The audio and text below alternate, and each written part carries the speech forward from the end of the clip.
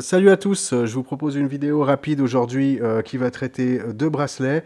Ici, trois montres de plongée, trois options de bracelets différentes que j'ai commandées chez Strapcode.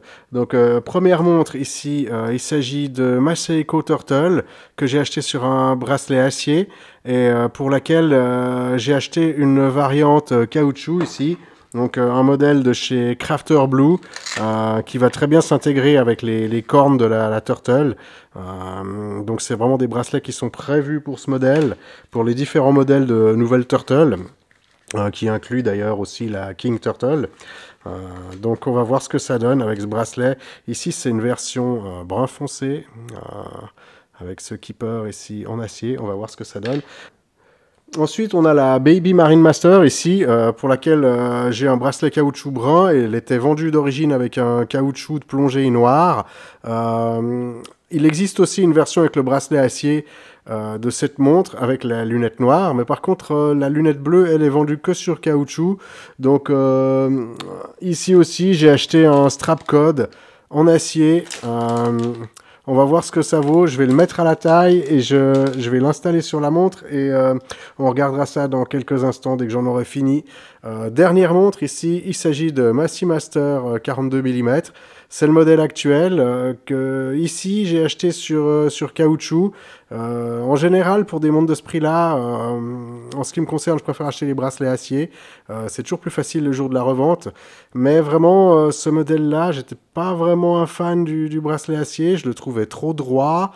Il n'est pas de rétrécissement. Je le trouvais très épais. Il a la boucle aussi très épaisse.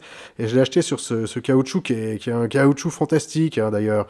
Maintenant, ça fait quand même plaisir d'avoir une petite version avec un bracelet acier qui est spécifique aussi à cette Seamaster.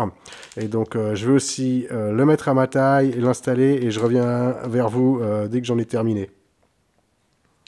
Donc voilà, après quelques petits bricolages et quelques ajustements au tournevis, donc ces bracelets acier, je les ai tous mis à la taille avec un bergeon de 150, donc un tournevis de 1,5 mm.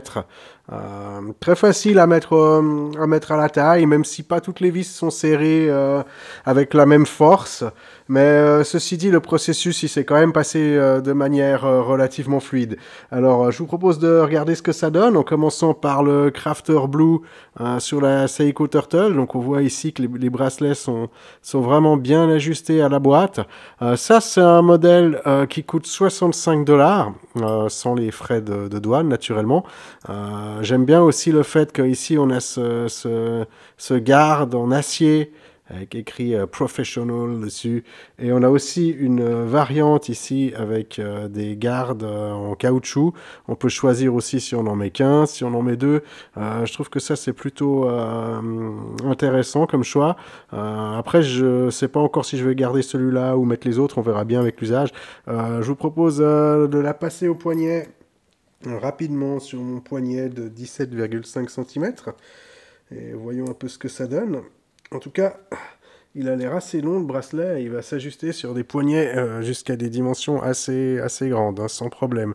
Parce qu'on voit ici, il y a vraiment de quoi faire au niveau des trous dans le bracelet ici.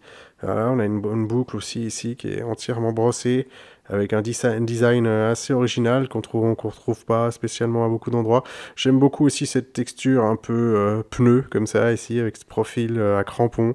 Donc voilà. Après il y avait d'autres coloris aussi, hein. Il y a un coloris noir qui me semble-t-il était plus en stock et il y avait aussi une version vert militaire qui était assez sympa. J'ai pas mal hésité, finalement j'ai pris la bleue, mais c'est vrai que la vert militaire m'aurait pas gêné non plus.